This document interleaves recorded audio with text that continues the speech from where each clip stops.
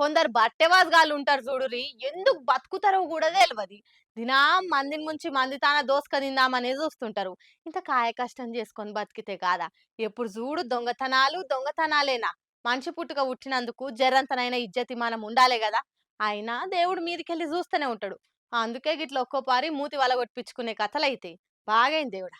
ఆహా, కొన్ని కొన్ని చూసినప్పుడు నిజంగా దేవుడు ఉన్నాడురా సామి అనిపిస్తది. గిన్నెను ఎందుకు ఇట్లా గుంజుకోవచ్చురు పాపం అని అనుకునే లోపే ఈ జీడిత్తుగాడు చేసిన పని తెలిస్తే ఓర్ని వీని చేతులు పడిపోను అని తిట్టి వస్తారు. అందుకు మీరు మొదలు గీ అమ్మ బాధినురి సమజైతది. ఇది నేను ఆడం వస్తున్నానండి, డిమార్ట్ పోదా అని పోతున్నా సారు.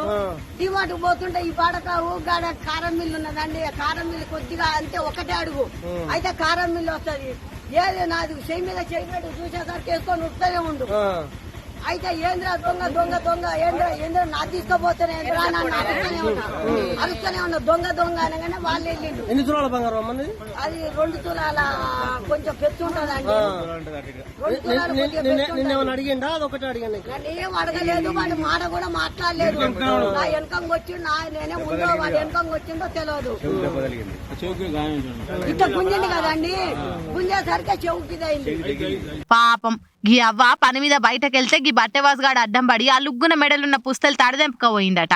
ఇంత దొంగరో దొంగరో అని మొత్తుకునేసరికి ఆడ చుట్టుపడుతున్నోళ్ళు జర హుషారుతోని వేరే తొవ్వల పోయి పట్టుకుర్రు. సూర్యాపేటలైంది ఇదంతా. ప్రతిసారి మనదే హవా అనుకుంటే ఎట్లయితదే కాక, ఊకే దోసుకపోవడేనా? అప్పుడప్పుడు గిట్లా దొరికి బడిత పూజ కూడా చేపించుకోవాలి కదా. ఎద్దుకెద్దు కాలు చేసి చక్కగానే ఉన్నాయి కదా.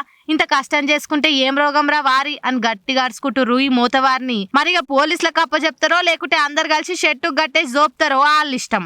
అందుకే ప్రతిసారి మనమే రాజులం అనుకోవద్దు. ఎంతటి దొంగోడైనా ఎన్నడో ఓ పారి గిట్ల దొరకక తప్పది కదా. ఏమంటారు?